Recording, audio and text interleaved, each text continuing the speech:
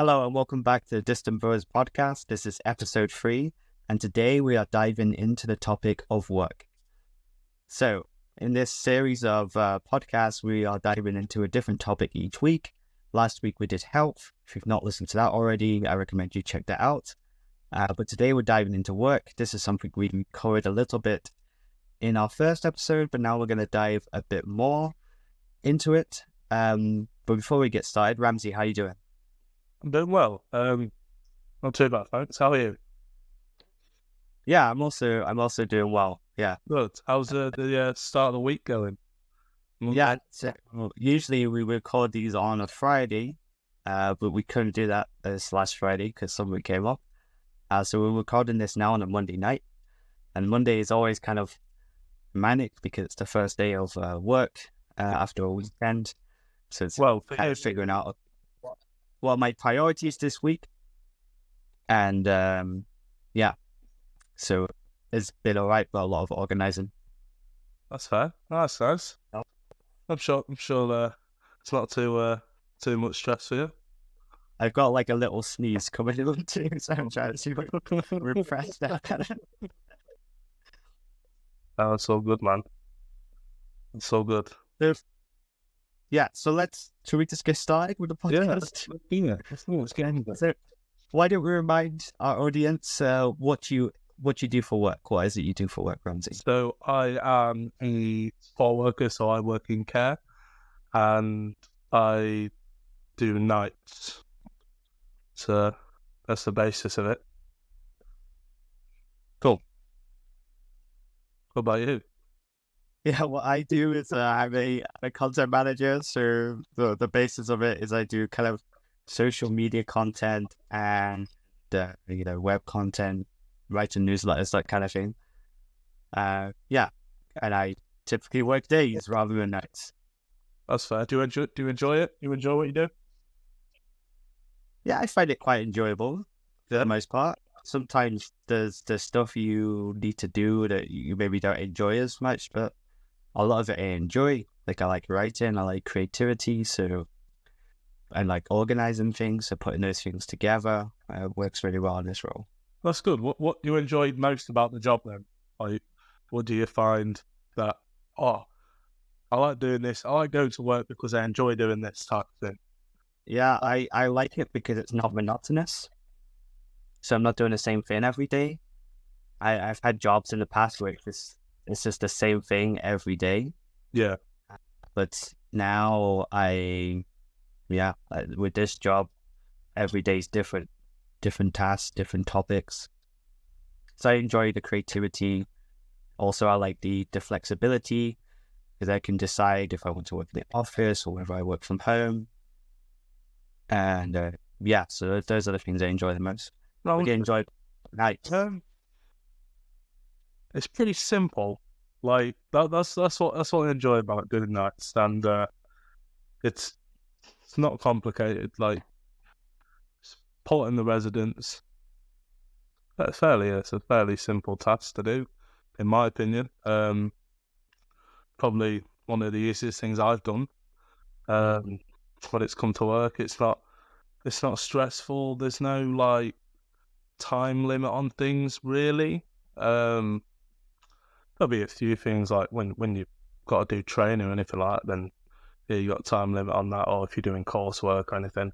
But the job itself, there's no time frame to say, you have to have this done by this, have to have that done, because you're supporting the residents, so it's down to the residents to really how long they take to do something in a way. The residents make the job hard or easy in a way. So again, the residents can make your job hard or easy. They can, yeah. Sometimes they can be challenging. Sometimes they can just be bliss, mate. You never know. It's an interesting thing because you could go into work and it be pretty chill, nothing's happening, absolutely fine. But then the next day you go into work, it could be chaotic.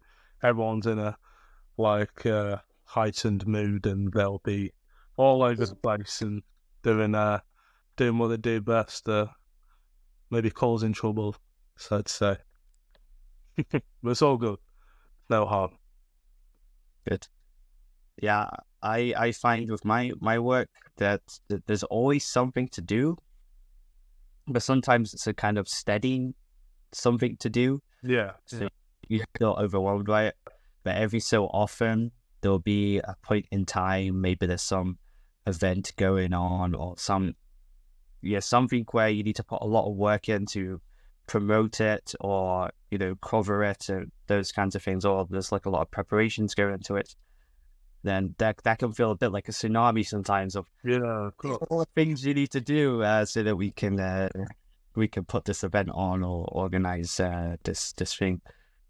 So yeah, it can come, to and fro, that's calm, and then the storm comes, kind of thing. But it's I've got better at managing my work as my career has progressed. So that even when it's busy, I'm able to organize so that it doesn't feel so overwhelming. That's good. I think that's like the case in it. Like most things, though, isn't it? The more you do it, the more you're able to manage it. The more you're able to understand what maybe or what should I do first to then make something easier, or vice versa.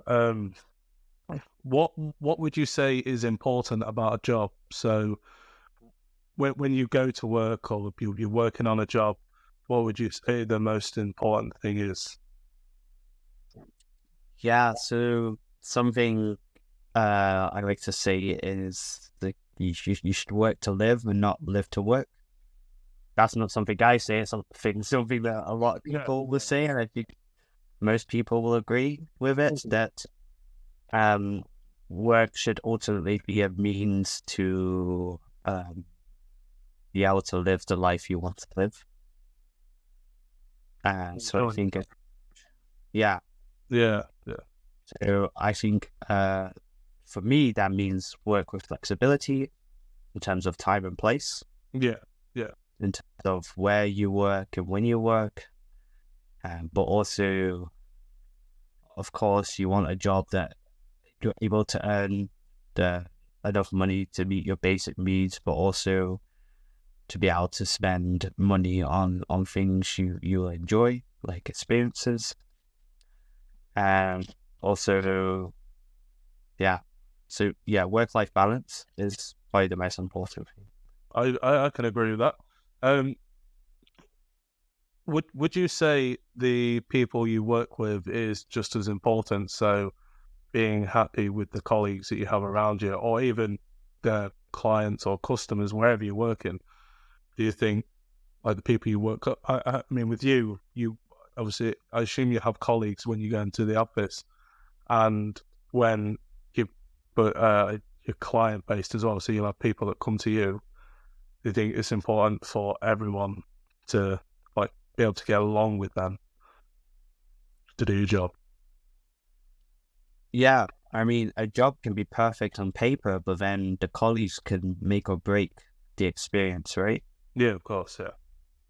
So if you have crappy colleagues, then you soon feel down about your job because you don't feel like you get along with them, or you don't feel a connection, or you feel like your colleagues are too critical of you, or that kind of thing. Yeah. You don't relate to them that much. These things can contribute to less satisfaction at a job. So I think having colleagues who are understanding and supporting, but also helpful in general, and people whom you can also have a laugh with, I find important. I agree. So if I were to start a job and after a month or two I could see that I wasn't getting along with the colleagues, I'd be trying to find a way to get out of that job. Look out. Yeah. Yeah. Yeah, I agree with that. I think it's definitely because you think about it, like if the average person works 40 hours per week, and that's a lot of time that you're spending of your week with these people. Yes. Yeah. And if you think about, the people you hang around with, or other people have the most influence on you, then you want to be careful about who your colleagues are, I guess. That those people that motivate you and they support you, and that they help you achieve your goals too, career or otherwise. Yeah. I agree with everything you say there. It's definitely important to have those people who are, happy doing the job that they do, because I think if they're happy doing what they're doing, it's going to make you more happy with what you do. And if you've got people that are unhappy, they're going to moan a lot. They're going to pass that negativity down to you, and you don't want that. And you're then going to feel like you can't do the job anymore. You don't want to do the job, and it might be a job that you it might be the job itself might be the job that you want to do, but because the people around you aren't making you feel welcome or supported, you don't want to do that. So you might go elsewhere or even find a new career, because you might think, oh, this job clearly isn't for me, but that might not be the case. And so you just gotta, I think if the people around you aren't the best, I wouldn't necessarily say look for a new career, but look for a place of work. Because in my kind of job, I could be working for a multitude of different kinds of people and companies, right? Yeah. So I wouldn't want to work for, a company which is somehow, unethical or, promotes things which are bad for you. So that's something, I work in marketing, and I've made deliberate decisions to make sure that I support things which are going to help the world be a better place. Yeah. And make the world a worse place. So also principles have been important when coming to choose a job. No, of course, man. Is there any questions you'd like to ask? Anything you have on your mind, or anything you want to say further? Yeah. So what is your career goals or aspirations? My career goal and aspirations. Yeah. One day, whenever that day will be, I don't know. I'm not. The reason I say that is because I enjoy what I do right now. Oh, just really good. But I'd like to own a food business of some sort. Something to do with catering, whether that is a restaurant or a caterer for event caterer.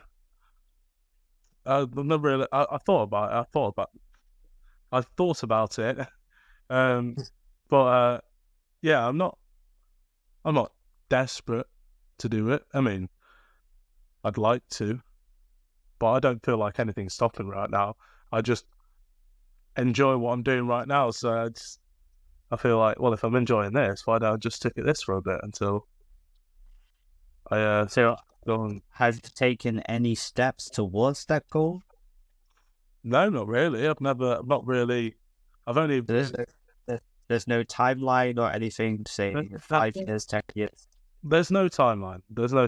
I if I wasn't enjoying what I did, I'd probably be more set on it.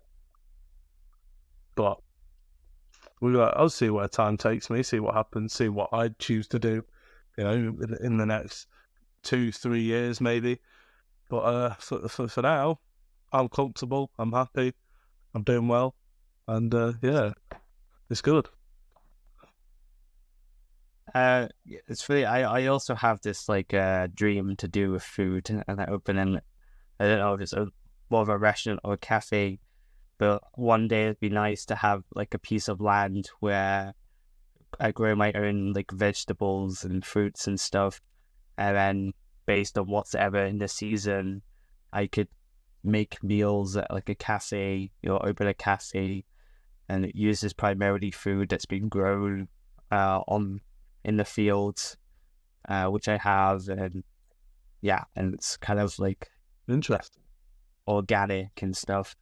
So yeah, this is one of those kind of dreams which I have in the back of my mind, but I've not really set any goals for it because I have other priorities before that, I think. I mean, I'm sure you'll get that. I think if obviously you've started your own business already, haven't you? So if you do well in that, then who's to say you can't then go on to add another sign? I mean, it would involve a career switch. Like I'd have to learn how to grow vegetables, for example, particularly on a bigger scale. Yeah, of course. I'd also have to learn about how one sets up, a restaurant or a cafe or whatever. Yeah. So a lot of learning curves. Speaking of learning, how much time do you dedicate outside of your working hours to progress in your career and work on things?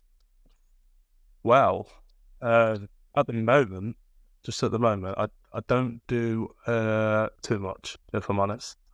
However, I will be doing a qualification of some sort, which will then make my career progress. It'll give me more opportunities, and so yeah, soon. I'm hoping soon. I'm waiting on it. What's the qualification? What kind of course are you going to be taking? It will be health and social care, I believe they call it. Either level 2 or level 3.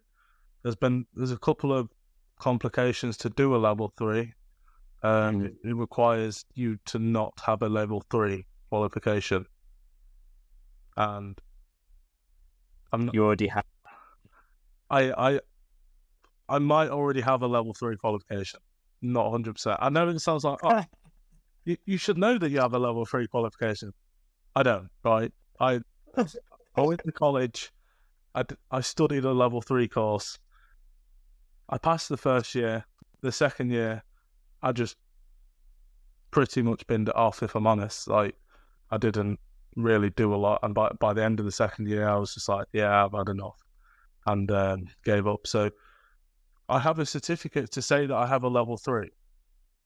Oh, you've done a level 3 then. But only from the first year, not the second year. Yeah, so I think how it works for your course, it would be that the first year is equivalent to an AS level. Yeah. And the second year, so you complete the first and second year together, that would be considered an A level. I see. But that's part of the level 3 kind of levels. It's like with GCSE, for example. Yeah. But when you kind of finish secondary school, and then level 3 is the kind of post-16 education before university. Well, that makes sense. So we'll find out anyway. If I don't end up doing my level 3, I will be definitely doing my level 2. So we'll find out. If you've done level 3, you can't do another one, because surely having done a level 3 should be a demonstration of your capability to do another level 3. You'd think so, but what it is unless I pay for it myself. Okay, that's how it works. That's how it works. So because I wouldn't be paying for it myself, it's funded for me, and it would be somebody. They've said you can't have a level 3. Basically, you can't have a level 3, otherwise you can't be funded if you do. Mm. So if I wanted a level 3 and I wasn't funded, I'd have to then pay for it myself, essentially. So I'm not 100% how it works. I've done the application for what I need to do to get there, and I'm just waiting to hear something back. I don't know how long the process is, because I think it's been about 2 weeks, 2.5 weeks since I filled in the application. So we just get it from there, because I was originally offered to do my level 2, which involved an apprenticeship, and I said, yeah, let's do it, let's go for it, and I'm able to do that. Then I was told I was asked, would you like to do your level 3? We have a pot aside to fund people to do the level 3. Would you like to do it? I was like, yes, let's do that instead. So I skipped level 2 and go straight on to level 3, and it benefits me once I've completed that. So why wouldn't I, right? Yeah, why not? How much would it cost you if you went to qualify for the funding? If I'm honest, I don't know how much the cost is. I haven't looked into that because I haven't really felt the need. I mean, if I don't get funded, I'll do my level 2 anyway, so I'll just focus on that first before thinking about moving up. And my follow-up question to that would be, if you had to do an apprenticeship, how would that affect your current job? Would it be part of the current job, or would you have to find another job? So I'd go to work as normal. I would just do coursework like you would say in college or university. And I'd have assessments. It was an apprenticeship, so someone would come in to assess me on the job, and that's it wouldn't really affect it, if I'm honest. I wouldn't really need. I might have to do a little bit outside of work, but mainly in work, and I'd get paid for everything I do. So even if I was to work from home, I'd be able to put down overtime, if that makes sense. Yeah. There isn't really anything to worry about. I'll just be doing normal work duties along with the coursework, I guess. Obviously, I'll have a time frame to complete it by, but we'll get there. Will it be extra time? Would it be more on your plate regarding time then? Because you'd have to do the coursework outside of work, maybe, or? I'm not too sure. I think you have like a year to do it, so it's not. I don't think time's any more or any less or anything like that. I think you still get the same amount of time, but I think working nights it'd be a lot easier for me because obviously once the residents are in bed, there's not much else to do when all the other jobs are complete. Then it's just me for the rest of the night. So I just do the coursework then, and pretty much, and come home as usual and do what I need to do.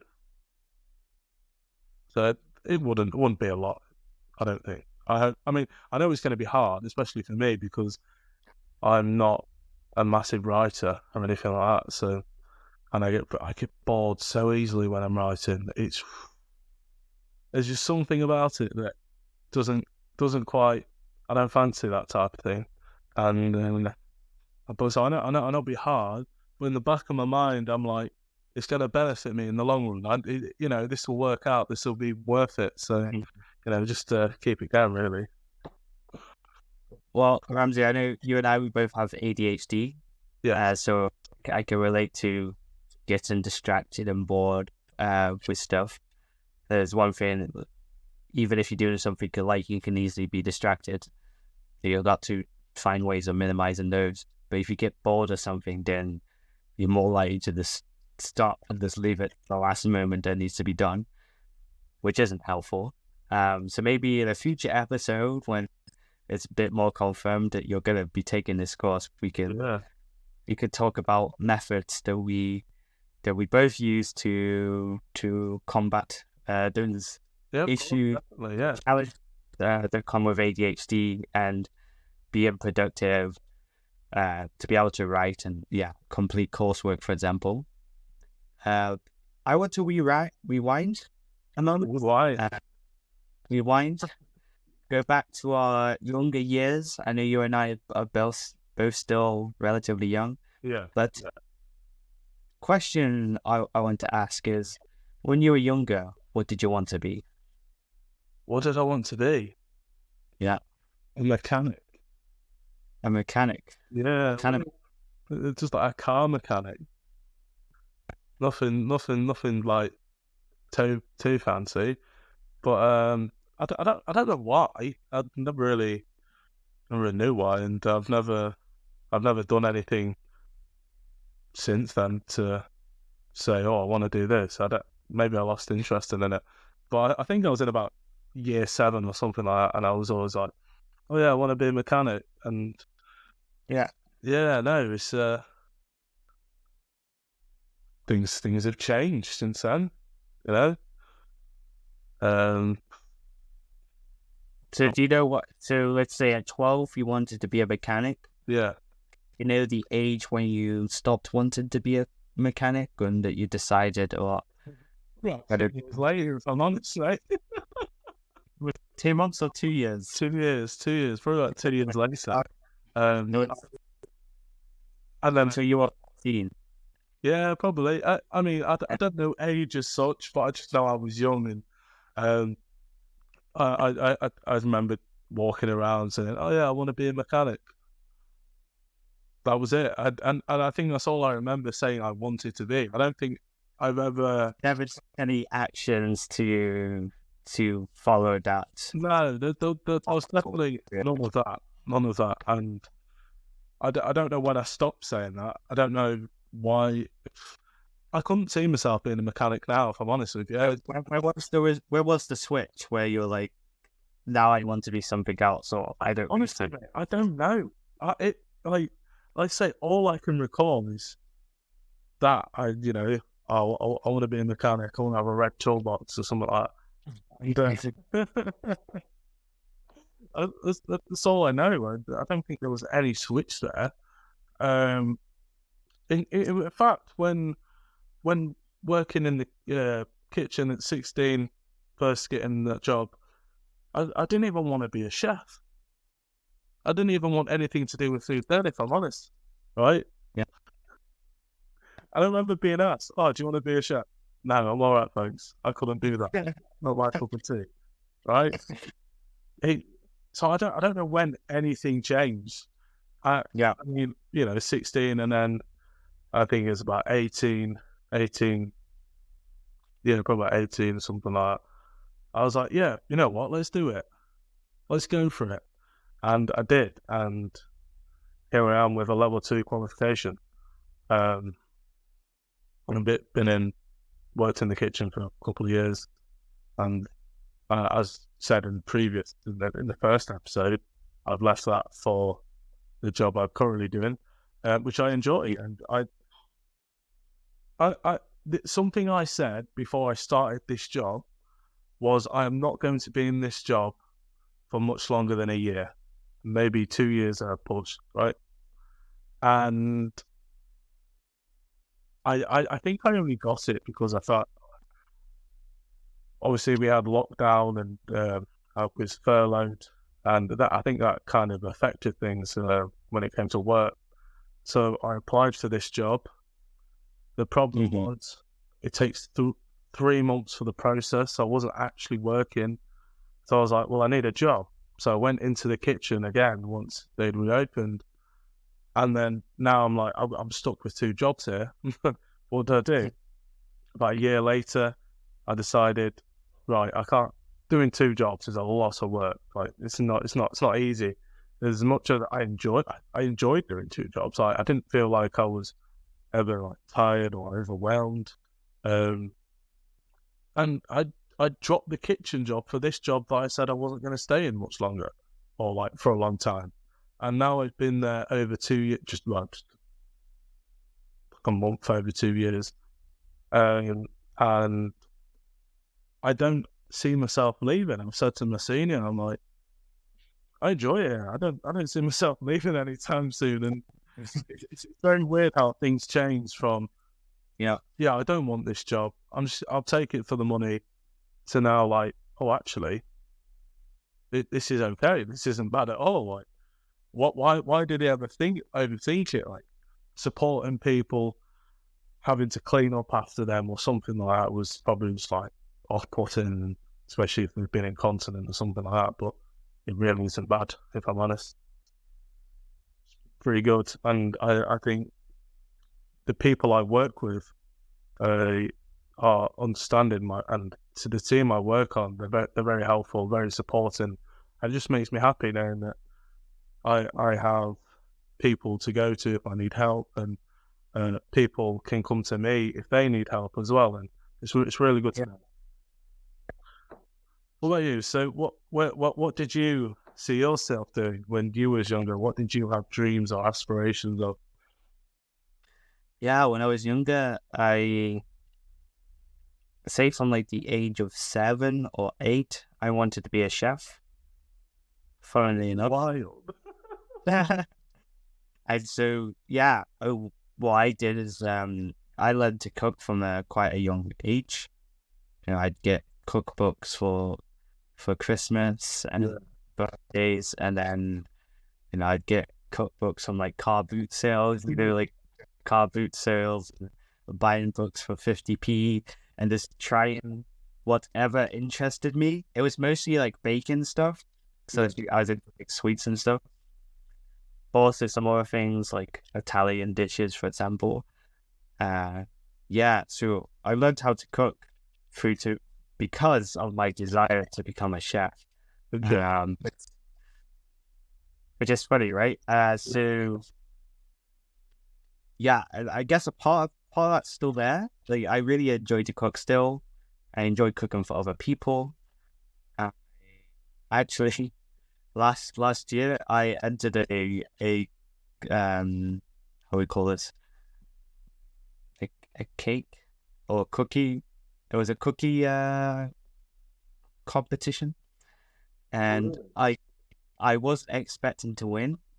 And do you know what I made? I made a vegan version of a Jaffa cake. Oh, interesting. Yeah, so Can I just ask a question? Why Jaffa cake if it was a cookie competition? It's a good question, right? Because it was in the Netherlands. I just played about, because I like words, right? Yeah, of course. Like languages. I like playing with them. Yeah. So I said, right, the Dutch word for cookie is koekje. And the word koek means cake, basically. And is basically little cake. So I argued that a Jaffa cake is technically a koekje. So I made a Jaffa cake and got myself into the competition. And basically what I did is based on like cake mix and put them in like like a cake tray, but I used like kind of margarine or something in the tin, so without the cake cases, so that is a kind of thin layer of cake. I baked them, and then what I used for the jelly, the orange jelly, you know what I used? No idea. I used this trick. I used marmalade. That's quite good to. It's very small. I thought like a teaspoon of marmalade on each little, Jaffa cake, and then I used a kind of a chocolate. There's chocolates you get with orange infused into it. Yeah. I got one of them and just kind of melted it. What do you call it when you put like you have a hot water bath, and then you put like a tin bowl on top of it? Bain-Marie? A bain-marie, yeah.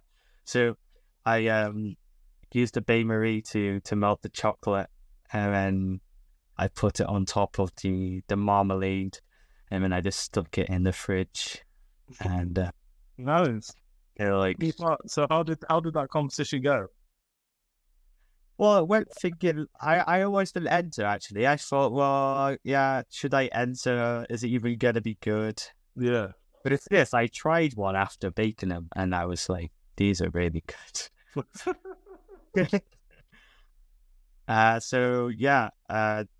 I think like 20 people had entered and made their own cookies. And I ended up winning. You won? Because everybody loved it, yeah. Oh, fair play to you. Well done, man. Yeah. I won some oven mitts and a chocolate bar. Wow. That's good. Yeah. Was this like a free competition then you could enter, or? Yeah, it was a free competition. You just kind of turned. It was like a vegan cookie competition. Yeah. So the fact that I made a Jaffa cake vegan also kind of made it more impressive, I think. Yeah, You can't, nobody's producing vegan Jaffa cakes commercially. not yet. But you could be on to a winner here. Yeah, making vegan Jaffa cakes in no time. I was afterwards posting it and tagging McVitie's to make Jaffa cakes. That's awesome. Yeah. It'd be cool, yeah. Yes. I'm always looking at the freeform sections of supermarkets because you get like freeform and it can be like freeform egg, freeform. Yeah. I'm always thinking, because sometimes you see freeform Jaffa cakes, but it would just be free from gluten and not free from egg. I see. So it won't be vegan. Yeah. That's unfortunate, mate. Maybe one day you could work on that and make your own and then start producing them, selling them, and Jaffa cakes. Yeah. Make some money from that, can't you? Vegan Jaffa cakes. Who's to say you can't do it? Who's going to stop you? No one. I'll make them for you at Christmas and you can try some. I'm just not sure you'd be able to. Would you be able to call them Jaffa cakes? Maybe. Just being. I don't know about the trademark issues there, but I see that when supermarkets have their own brand, they also call them Jaffa cakes. So yeah, that is true. That is true. Like digestives and stuff, they're not trademark. As a big company, you could probably do that. As someone small, I'm not sure it would work. I don't know. You'd have to look into it, wouldn't you? But you should definitely do something like that. Get yourself a website up, mate. Sell them around the world. Make a minimum viable product. Actually, I mean, there are a lot of vegans these days, right? Who doesn't love a good Jaffa cake? I mean, there's also people with allergies you would like them, or just people exactly in general would be curious, I guess. So you should get onto it, mate. Yeah. What was holding you back?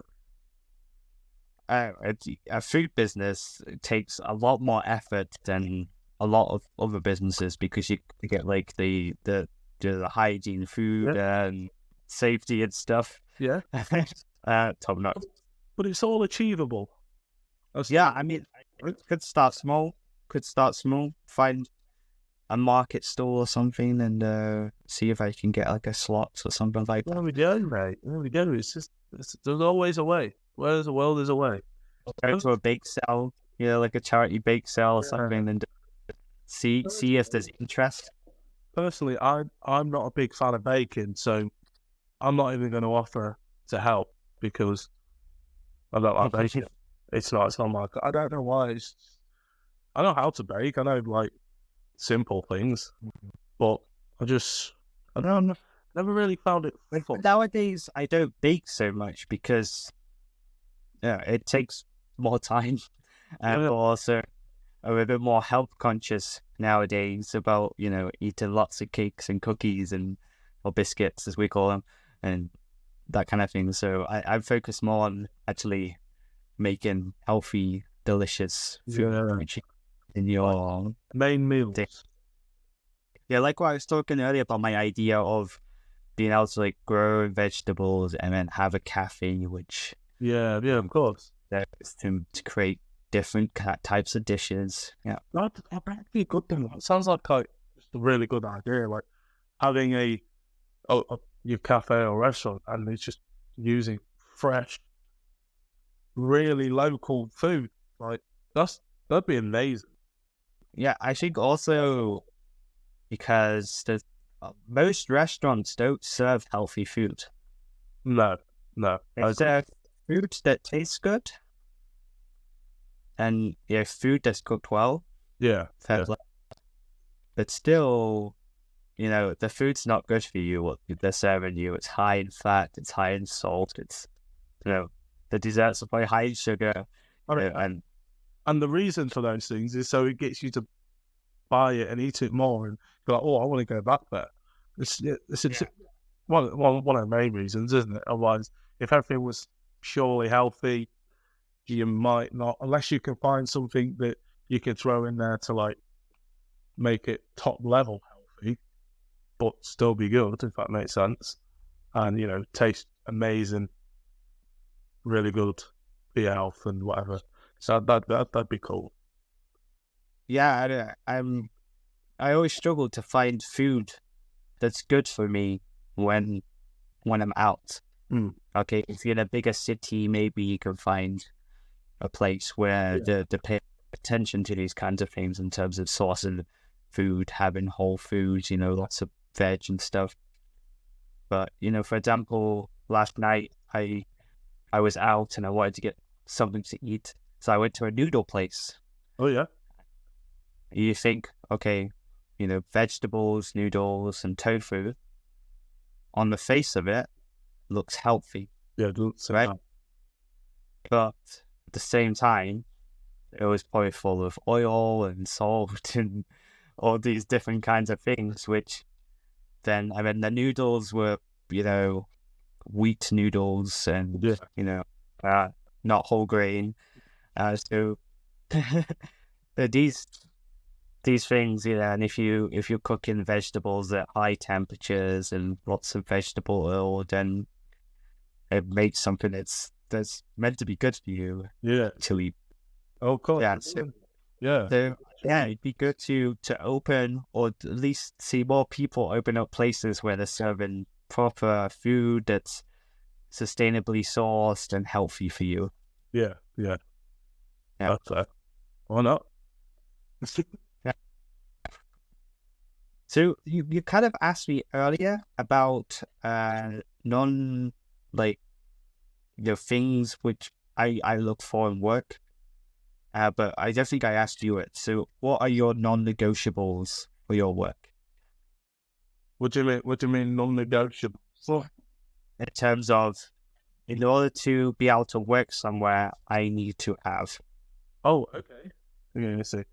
So so I need to be able to have some time to myself. So rather than having to go to work all the time, have some time. Look, I'm working nights. I believe I have that time. Some people would be like, "Oh no, I couldn't do that," and it's such a waste of days. But it's not for me. Right? I go to work, I'll have a little sleep, and I'll wake up, and it's still daytime, and I'll get on with my day, do things I need to do. If I'm at work that night, I'm at work that night. If I'm not, I've got the whole night to myself, and I quite enjoy that. So definitely, like you said, a work-life balance, being able to do things you want to do. I mean, this year alone, I've been away 3 times, I think, already. Mm-hmm. So, I mean, January, I went to Edinburgh for a week. That was good. That was good fun. March, well, we went on a little Euro trip. We went everywhere. Everywhere, you know. Maybe you can explain to our audience listening what we did in March. So in March, what happened was, I think it was all in 1 week. We went to 3 or 4 countries. So we flew to Cologne in Germany, and then we stayed there a night. We then went over to the Netherlands. We stayed in Arnhem. What? Yeah. Round it. I know you don't live directly in Arnhem, but it's near there, isn't it? Probably best not to say that. Yeah. True. Yeah. Yeah, probably is. Yeah, so Arnhem, and then we stayed in Amsterdam for 2 nights. We then, after the second night in Amsterdam, we went to Belgium and we stayed in Ypres. Mm-hmm. From there, we spent a night, and then we went to France and stayed in Paris for a night. And then me and a friend of mine, Declan, stayed in Lille. You stayed in Lille for another night, and I then went to. I flew back to the UK, but stayed in a place called Hope in Derbyshire in the Peak District. Did that. Went walking for the day after spending the night there. Walked for the day, got the train back to where I am now, and yeah, we got back about 6 o'clock that evening, and I was back in work again 8:30 that night. So like 2.5 hours after this long trip away to go back to work. Yeah. But what was the context of that? Why did we go to so many places at once? Well, just exploring. I think I don't know. What we saying? Because what? Because I don't know. It was your first time abroad. Oh, it was my first time abroad, so that's what we do it all in one go. That makes sense, doesn't it? First time abroad. I think I'd had my passport for about a year at that point, and like I say, but I don't think I've really had the opportunity to go abroad because I haven't really had the time.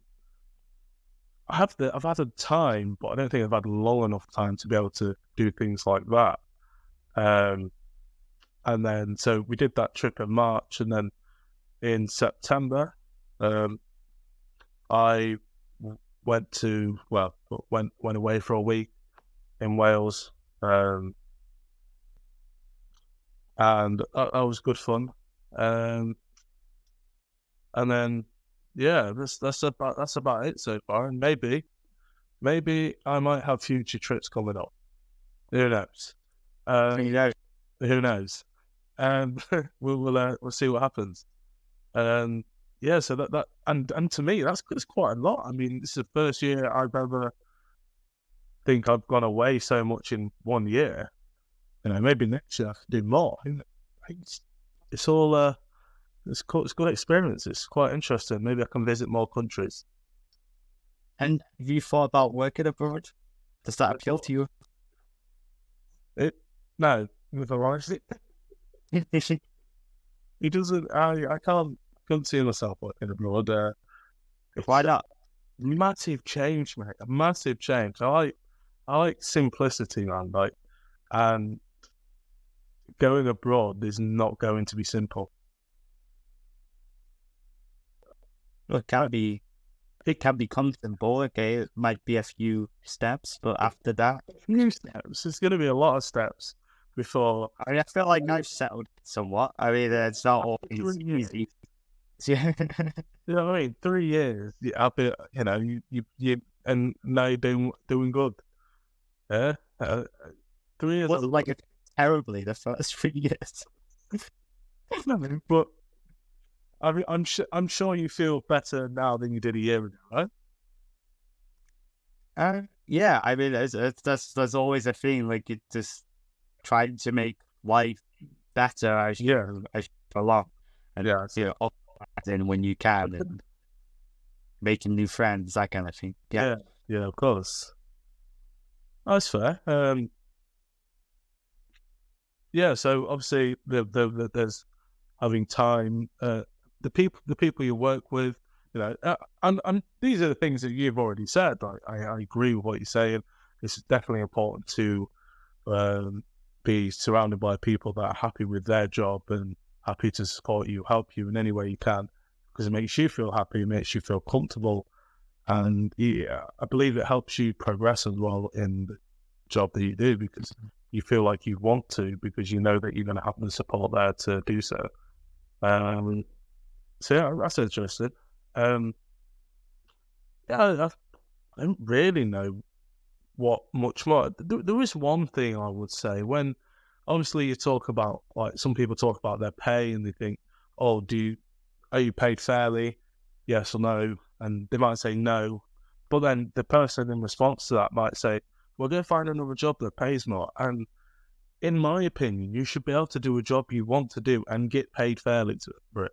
You shouldn't have to look for a job that you clearly don't want to do, just so you can have the money, right? Mm-hmm. So yeah, that's how it works with universal credit, I believe, right? it's something you went on because of furlough. Yeah, It's- yeah. What was your experience like with that? Actually, talk Uh, us through it. For someone who has no idea. Well, all I did was, and it's interesting because there are a lot of people on Universal Credit who don't have to do anything to actually receive that. Mm-hmm. Whereas I had to do a lot to receive that. So First, let's I start with explaining what universal credit is, and then so after that, explain okay, what you yeah. need in order to receive it. All right. So Universal Credit is a funding, really, a payment you have each month to help you get by, and um, they will pay you however much they feel like they need to pay you. You've got so many different categories that you can get universal credit, whatever you do. Pretty much, like if I apply for it now, I could probably still get it, but I don't need to, so I don't feel the need to have to do that. So when you apply, they'll ask you questions: what you do you work, have you worked, education, health, housing, do you rent, do you own, where you live, who you live with, what's your income currently, what income do the people you have as a household income, what is that? So they ask you a lot of questions, you got to answer it, and in my experience, it's ball ache. So I was employed, so I wasn't unemployed. There was lockdown. I was on furlough. The pay wasn't great. I'd only just started this job as well, so pay just wasn't there because I hadn't been in this job that long. So they require you to look for jobs whilst they pay you, which I always thought was interesting because, like I say, I was employed. I didn't need a job. Yeah. In lockdown, it wasn't. There was not much in my control I could do. Yeah, I could get a job that wasn't stopped, but what was the point, right? There's no point in doing that. So I was doing that. I even attended a 2-week course. 2 weeks, I think, 3 weeks maybe. I can't remember how long it was. I did that and did like level 1s and level 2 qualifications within those things, and I always found it interesting because what one of the things was, you have to write a CV, and Yeah. I'm like, well, I already have a CV. Why do I need to write one? I've got one. And they was like, and I said to, in fact, the trainer, when I was the only one there who was employed, bear in mind, and the trainer was confused. The person that was doing it, they were like, so why are you here? I was like, I've been sent here. I've been told to come here. I don't. My universal credit gets stopped. I don't want it to stop, obviously. So I was doing these things. I've got about 50 certificates just from this 2-3 week course that I did, and because there's so many like sub topics, different topics and whatever, and you get certificate for. I have a certificate for CV writing. It doesn't seem relevant, if I'm honest. Like, well, you can write a CV. That's fair. Anyone can write a CV, right? It's just previous. I mean, there's lots of people who have asked me to help them with their CV, so I'm not sure that everyone can make one, but Maybe not everyone then, but yeah. it doesn't. Why do you need a qualification for it? Yeah, I don't know, mate. Maybe you could use that to help people write their CVs. I could do, but I don't want to help people write CVs, mate. It's just boring, if I'm honest. Because how do I help them write their CV? What have you done previously? What's your education like? What qualifications do you like? And if they're going to tell me, I'll just say, write that down then. Yeah. Right, and then I think the main thing is probably when writing a cover letter, but that just be like, Why do you want the job? Why do you feel like you'll be best at the job? Why choose you? Why not so and so over there? But yeah, so that was the basis of universal credit, and then I came off it because it was just too much hassle, and I was back in work and I was doing good. So yeah. so it was all right, really. But might you have been forced to take up another job to continue? No, well, yes and no. I put it off as much as I could, even though they were like, because they were saying to me, you need to look for a job that is 30 hours minimum. I was like, okay, but I'm employed. Yeah. What happens when I then lockdown's over, we're back open, and I start working again? What happens then? How does that work? Right? Do I have to leave one job or just Also funny they were asking you to look for a job while you were employed, but also at a time, during the lockdown, when lots of places weren't even hiring because lots of people were furloughed. So of course, it didn't make sense. And but yeah, that's my experience of universal credit.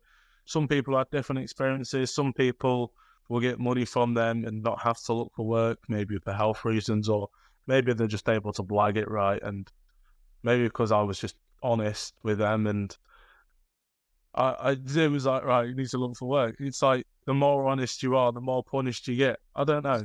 That's what it seemed like, and it also every pound that you earned, they take 50p off it, something like that, off the total amount that they give you each month.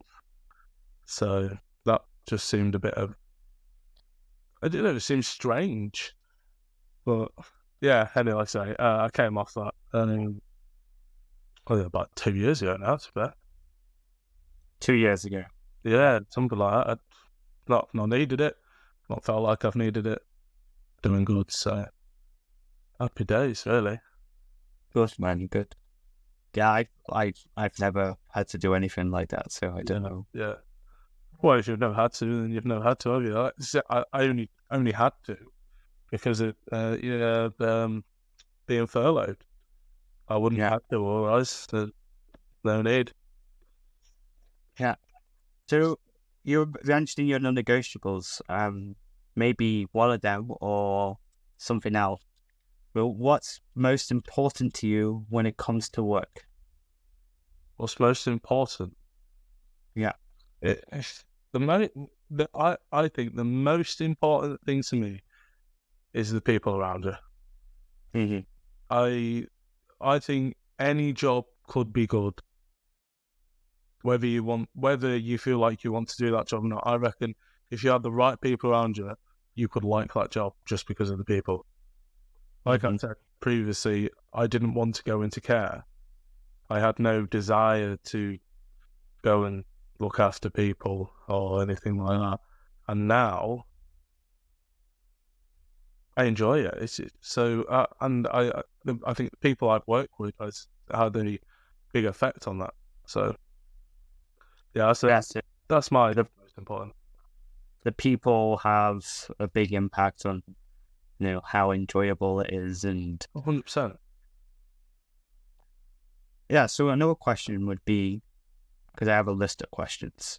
We're approaching a mark, so maybe we should get through some of these questions before to end.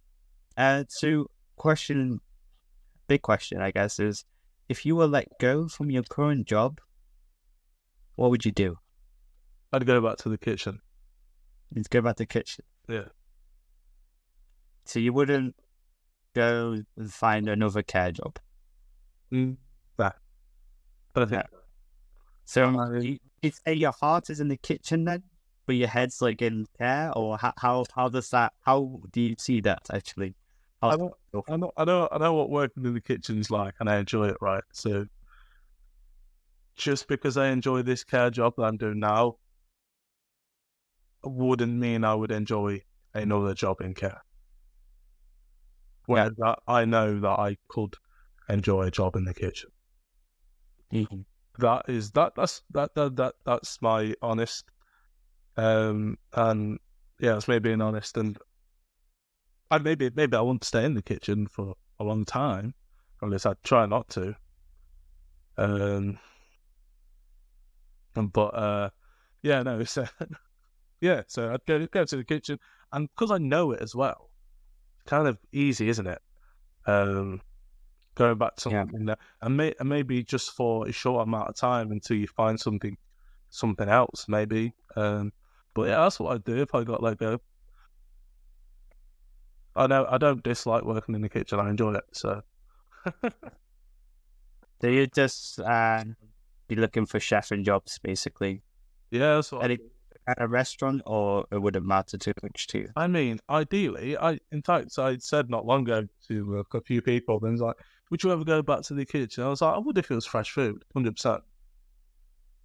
So then they kind of mass, produce food that comes and you have to microwave it essentially, but you actually using actually food to go with. Yeah, actually making it yourself. Right, I would definitely, yeah. That's just fun, having the enjoyment of somebody eating the food and giving you a compliment, and you're like, I made that, I did that, and it's an amazing feeling, man. Like, it gives you, if anything, it makes my ego go like, yeah. When anyone like, I think you should start a restaurant called Chef Ramsay. do you reckon I'd get sued for that though? I don't think so, because your name was with an E, not an A.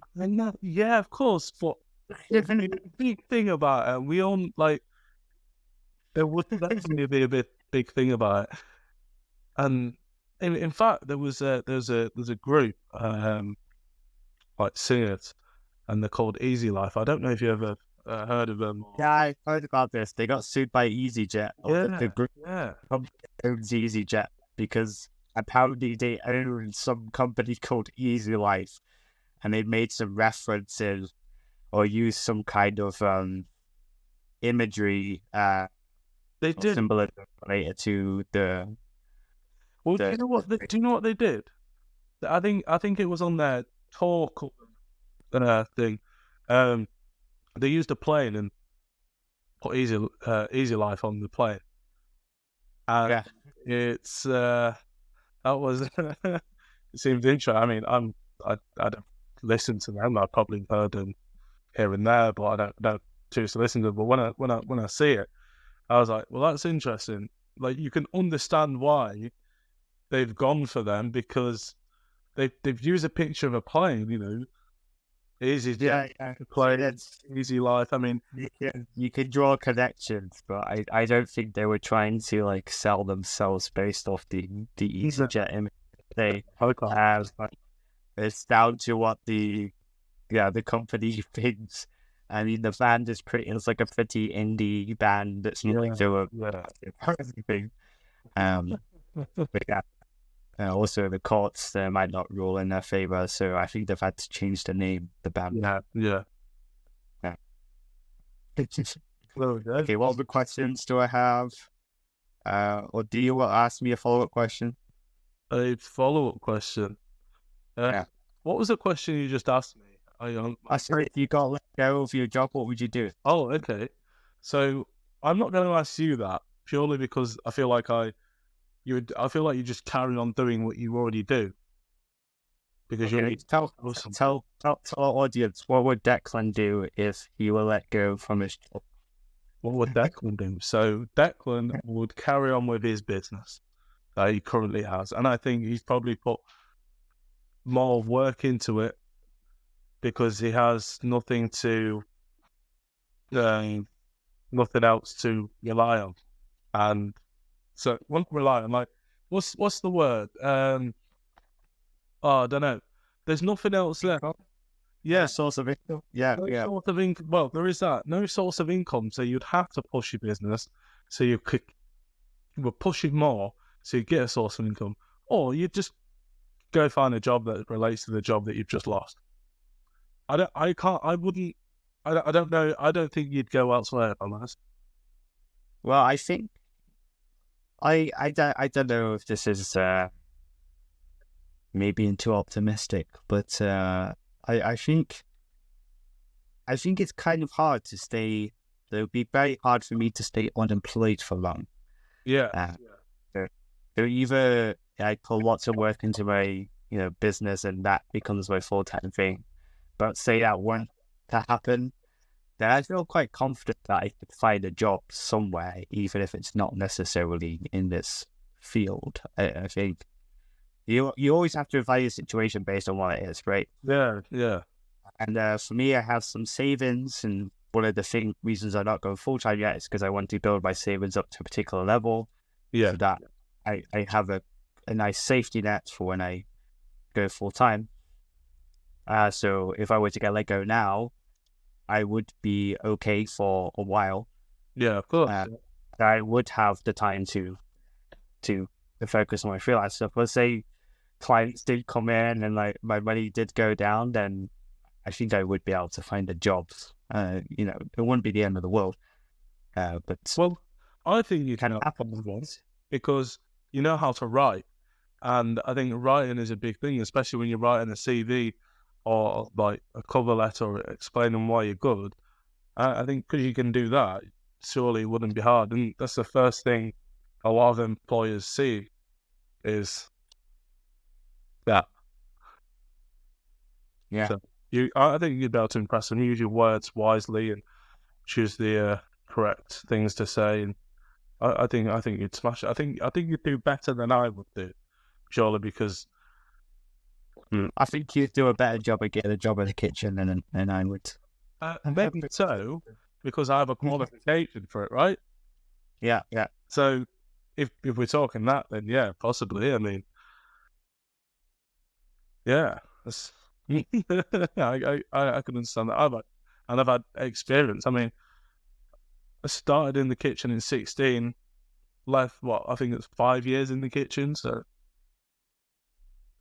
it's 5 years of experience.